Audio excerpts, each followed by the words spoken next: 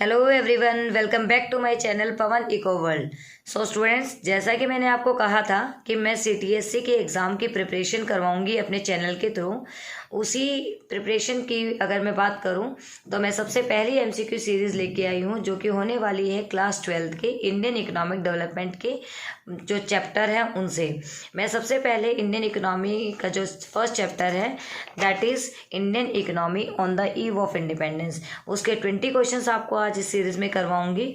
Then धीरे धीरे करके 1 बाय 1 मैं हर चैप्टर के 20 क्वेश्चंस आपको एक तरीके से ये वीडियो के थ्रू समझाने की कोशिश करूंगी। सो बिना देरी से स्टार्ट करते हैं इंडियन इकोनॉमी के चैप्टर नंबर फर्स्ट।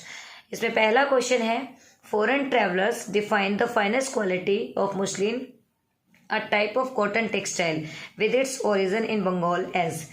इसका कहने का मतलब है, जितने भी फॉरेनर ट्रैवल हमारे यहाँ पे आते थे तो जो हमारे यहाँ की मुस्लिम जो कि सबसे बेस्ट क्वालिटी होती थी, जो कि कहाँ मिलती थी, एक तरीके से कॉटन की टाइप थी और बंगाल के अंदर मिलती थी, उसका नाम क्या था। तो बेटा इसमें 4 ऑप्शन दिए गए हैं। पहला है मलमल शाही, दूसरा है मलमल खास, तीसरा है मलमल कपड़ा। अगर हम बात करें तो इसे मलमल शाही और मलमल खास दोनों ही नाम दिए गए थे। Number 2, British enabled India to be an importer of raw material and an exporter of finish goods. इसमें हमें चूज करना है क्या ये सही है या गलत है। तो देखिए बेटा, क्या ब्रिटिशर्स जो हैं वो एक तरीके से मतलब हम इम्पोर्टर हो, हम रॉ मटेरियल का जो रॉ मटेरियल वगैरह था क्या हम वो इम्पोर्ट करते थे, क्या हम फिनिश गुड्स को एक्सपोर्ट करते थे, ये एक तरीके से ये क्वेश्चन पूछा गया है। तो ये जो स्टेटमेंट है वो बिल्कुल गलत है, क्योंकि इसके सब कुछ अपोजिट था। नंबर 3 क्वेश्चन है, the opening of the Suez canal in 1869 decrease the cost of production and made Indian market accessible. ये कह रहा है कि जो स्वेज कैनाल बनी थी 1869 में, उसने कॉस्ट ऑफ ट्रांसपोर्टेशन को कम कर दिया था, जिससे इंडिया की जो मार्केट थी वो इजीली एक्सेस में आ जाती थी। बिल्कुल सही है, क्योंकि 1869 में जो स्वेज कैनाल बनी थी, बेसिकली वो काम यही करने के लिए बनाई गई थी कि वो इजीली ट्रांसपोर्ट वहाँ से अवेलेबल हो जाए, क्योंकि और जो मीन्स ऑफ ट्रांसपोर्टेशन थे वो बहुत ही कॉस्टली थे। इस वजह से स्वेज कैनाल जो है वो, ये वाली जो स्टेटमेंट है वो बिल्कुल सही है। चलते हैं क्वेश्चन नंबर 4 की तरफ। Life expectancy during the British India was. बेटा ये कहने का मतलब है कि उस टाइम पे जब मतलब ब्रिटिश हम पे राज कर रही थी, उस टाइम पे इंडिया की जो लाइफ एक्सपेक्टेंसी थी, लोगों के जीवन की जो प्रत्याशा थी वो कितनी थी। वो थी बेटा 66, 70 ईयर्स, 44 ईयर्स या 50 ईयर्स। तो इसका सही ऑप्शन होगा 44 ईयर्स। नेक्स्ट क्वेश्चन है question number 5, the number of death of the children less than 1 year of age per 1000 life birth is referred. ये कह रहा है कि एक साल के दौरान 1000 बच्चों के ऊपर जो डेथ होती थी 1 साल से कम बच्चों की, उसे क्या कहा जाता है। इसे कहा जाता है बेटा इन्फेंट मोर्टेलिटी रेट। मतलब 1 साल के दौरान या 1 साल के अंदर जो 1 साल से भी कम के बच्चे, जो न्यू बॉर्न बेबीज होते हैं, उनको हम बोलते हैं इन्फेंट मोर्टेलिटी रेट। नेक्स्ट आता है बेटा हमारे पास क्वेश्चन नंबर 6। हमें यहाँ पे कॉम्बिनेशन को चूज करना है। State the correct combination between the following column. Column A और कॉलम बी आपके सामने है स्क्रीन पे, आप उसे देख सकते हैं। 1850 के अंदर सबसे पहले British introduce railway in India. 1929 में the year of great divide. 1929 को the great year of divide इसलिए बोला गया है क्योंकि 1929 के बाद हमारे देश में कभी भी ऐसा नहीं हुआ कि जो पॉपुलेशन है वो कम हुई हो, इसीलिए इसको the year of great divide बोला गया है। 1907 इसमें हमारी जो एक टिस्को जो स्टील कंपनी थी वो स्टार्ट की गई थी। 1854 के अंदर फर्स्ट रेलवे ब्रिज बना था, जो कि बॉम्बे टू थाने था। ये यहाँ पे आपको कई बुक्स में 1853 भी मिल जाएगा। जो पहली ट्रेन थी वो कहाँ से कहाँ तक चली थी, बॉम्बे टू थाने। देन इसका जो ऑप्शन जाएगा वो सी ऑप्शन होगा, पहले सेकंड, फिर फोर्थ, फिर फर्स्ट, फिर थर्ड। चलते हैं नेक्स्ट क्वेश्चन की तरफ, that is 7th question. State the correct combination between the following column explaining the status of the following sectors during the colonial rule. देखिए बेटा, हमें यहाँ पे फिर से कॉम्बिनेशन दिखाना है। तो सबसे पहले एग्रीकल्चर सेक्टर एक तरीके से settled with the surplus labour, बुरी तरह से सरप्लस लेबर वहाँ होता था। एग्रीकल्चर सेक्टर में सबसे ज़्यादा डिसगाइज्ड अनएम्प्लॉयमेंट देखा जाता है, जिसे हम हिडन अनएम्प्लॉयमेंट बोलते हैं। हिंदी में अगर मैं कहूँ तो इसे छिपी हुई बेरोजगारी बोला जाता है। Industrial sector, need for enhance public investment and diversification. Industrial sector था वो बेसिकली पब्लिक इन्वेस्टमेंट का होता था एक तरीके से।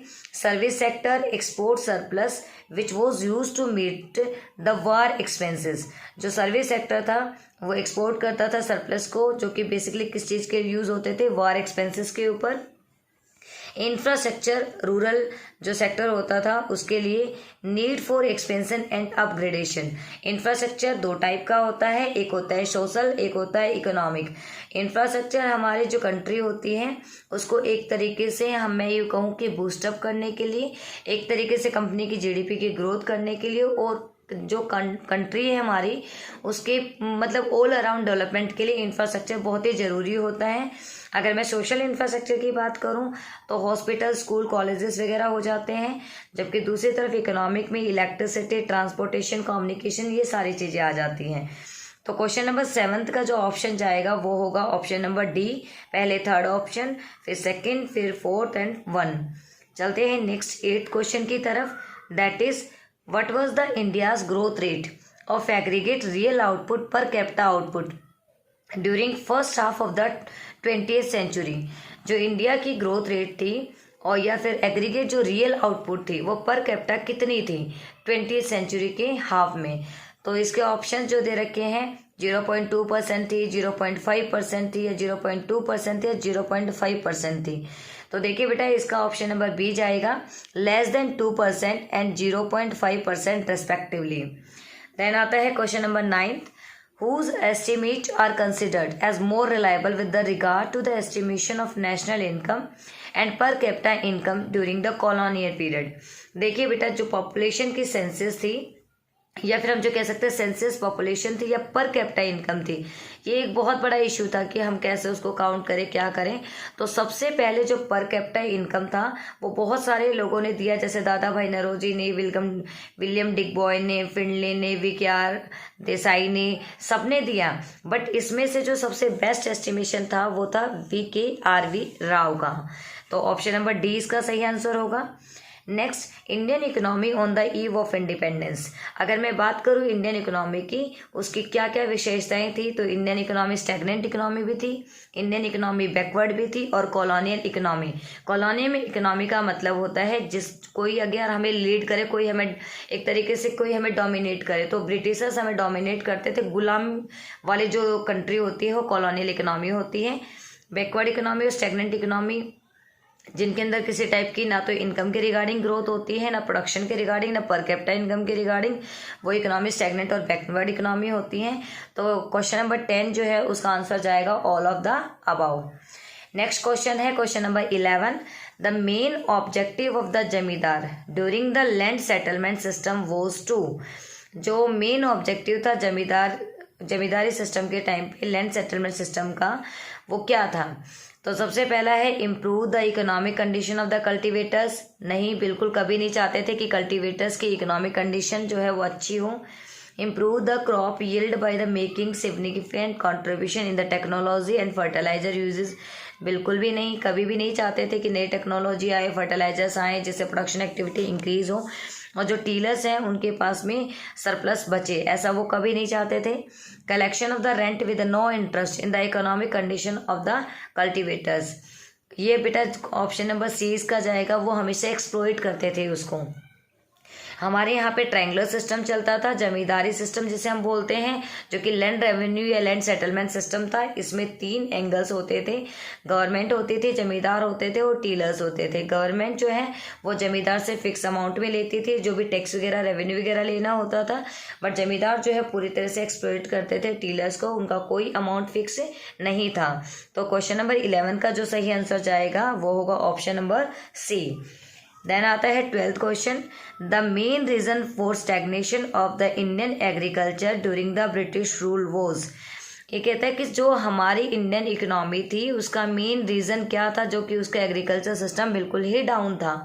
इसमें बेटा सबसे मेन अगर हम बात करें तो आपको याद रखना है लैंड रेवेन्यू सिस्टम, यही सबसे मेन रीज़न था। देन आता है question number 13, the main reason for the food shortage India after partition was. India और जो मतलब एक तरीके से अदर कंट्रीज जैसे पाकिस्तान था, उन दोनों का जब पार्टीशन हुआ तो सबसे मेन जो प्रॉब्लम थी जिससे फूड की शॉर्टेज हुई वो क्या रीज़न था। उसका सबसे मेन रीज़न ये था कि food surplus area of west Punjab and Sindh went to Pakistan. जो सबसे ज़्यादा फूड को प्रोड्यूस करने वाले थे जैसे कि वेस्ट पंजाब और सिंध, ये किस में चले गए थे, पाकिस्तान में। तो इसका ऑप्शन जाएगा बी। देन आता है 14th question, which of the given unemployment is predominant in construct of Indian agriculture. अगर मैं बात करूँ इंडियन जो एग्रीकल्चर है उसमें सबसे ज़्यादा अनएम्प्लॉयमेंट कहाँ पे पाया जाता है, तो वो होता है बेटा डिसगाइज्ड अनएम्प्लॉयमेंट, हिडन अनएम्प्लॉयमेंट, छिपी हुई बेरोजगारी। इसका मतलब होता है कि टर्नओवर रिमेन्स कांस्टेंट, मतलब अगर हमने लेबर को ज़्यादा लगा दिया खेत में तो भी टर्नओवर उतनी ही आनी है, अगर हमने लेबर को कम कर दिया तब भी टर्नओवर उतनी ही आनी है। Which of the following are correct with regard to commercialisation of agriculture. Agriculture के अंदर जो कॉमर्शलाइजेशन के लिए फोर्स किया था ब्रिटिशर्स ने टीलर्स को, उसके पीछे मतलब करेक्ट जो था रीज़न वो क्या था। तो देखिए बेटा सबसे पहले अगर मैं बात करूं इसका option number 2, production of cash crop instead of the food crop. वो चाहते थे कि कैश क्रॉप हो फूड क्रॉप की बजाय। उसके बाद अगर हम बात करें तो 3rd point, production of crops for sale in the market. वो चाहते थे कि जो क्रॉप्स हैं उनको कहाँ बेचा जाए, मार्केट के अंदर बेचा जाए। तो जो 15th क्वेश्चन है उसका आंसर जाएगा बी। देन आता है 16, Indian farmers voluntarily agree to the switch from the subsistence farming towards the commercialisation of agriculture. The given statement is, ये स्टेटमेंट बेटा बिल्कुल ही गलत है। इंडियन फार्मर्स जो है वो बिल्कुल भी अपनी मर्जी से नहीं होते थे ऐसा एग्रीकल्चर, वो उनसे क्या करवाया जाता था, उनसे फोर्सफुली काम करवाया जाता था। देन आता है question number 17, which 2 industries were adversely affected as a result of partition. जो 2 इंडस्ट्रीज थी और इंडिया और पाकिस्तान का जब एक तरीके से पार्टीशन हुआ था तो सबसे ज़्यादा कौन सी जो इंडस्ट्री थी उन्होंने सफ़र किया था या हर्ट हुई थी या इफेक्ट पड़ा था, तो बेटा वो थी कॉटन और jute industry. Then question number 18, deindustrialisation acted as a major setback to which Indian industry. जब डी इंडस्ट्रियलाइजेशन किया गया तो सबसे ज़्यादा कौन सी इंडियन इंडस्ट्री के ऊपर अफेक्ट हुआ। तो देखिए बेटा सबसे ज़्यादा इंडियन इकोनॉमी डिपेंड करती थी तो हैंडीक्राफ्ट के ऊपर। हमारा जो हैंडीक्राफ्ट था वो वर्ल्ड वाइड फेमस था। तो सबसे ज़्यादा जो इंडस्ट्री थी जिसपे ज़्यादा फर्क पड़ा that is handicraft industry. Then आता है question number 19, the chief causal factor responsible for the decline of handicraft industry in India was. जो सबसे मेन फैक्टर था जो कि रिस्पॉन्सिबल था कि इंडियन जो हैंडीक्राफ्ट था वो ख़त्म हो गया था इंडिया से, वो कौन सा था। तो बेटा इसका सबसे जो बेस्ट आंसर है heavy duties on Indian handicraft product. इनके ऊपर बहुत ही हैवी ड्यूटीज़ लगा दिया गया था, टैक्स लगा दिया गया था, जिससे हाथों से बनी हुई चीज़ पहले ही महंगी होती है, टैक्स लगने के बाद और महंगी होगी और लोगों ने उसे खरीदना बंद कर दिया, जिससे हैंडीक्राफ्ट जो है वो डिक्लाइन हो गया। और अब आता है last question that is 20th question, industries which can produce machine tools which are in turn use for producing articles for current consumption are called. कहने का मतलब है कि वो इंडस्ट्रीज जो कि क्या करती हैं, टूल्स मशीन्स वगैरह बनाती है, हम उन्हें क्या बोलेंगे, हम उन्हें बोलेंगे बेटा कैपिटल गुड्स इंडस्ट्रीज।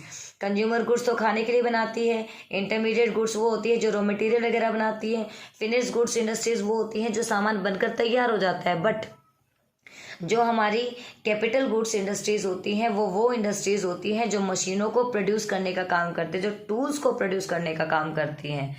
अब देखिए बेटा मैंने आपको 20 क्वेश्चन जो है वो चैप्टर नंबर 1 से करवाए हैं। अगर आपको ये समझ आ जाते हैं तो बेटर है।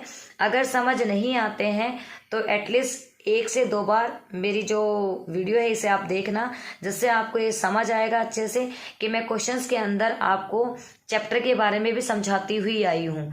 तो एटलीस्ट आपके लिए क्विक रिवीजन का काम करेगा ये अब भी, और एग्ज़ाम टाइम के पॉइंट ऑफ व्यू से भी। मिलते हैं दूसरी MCQ सीरीज़ में कल, तब तक के लिए बाय बाय।